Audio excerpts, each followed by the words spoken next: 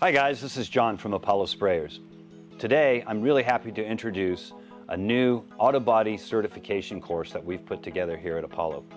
We know how it is important for you guys learning how to use the turbine system to spray cars, and so we've decided to put together an agenda with a curriculum for a one-day course that you can take to learn all the A through Z on how to spray automotive paints with the turbine system.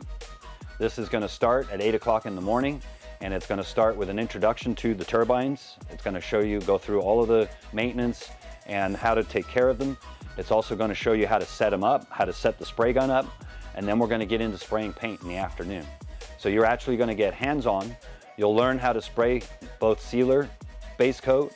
We're going to feature some metallic base coats so you can learn how to do base coat orientation with your metallics, and also going to finish up with some clear coat.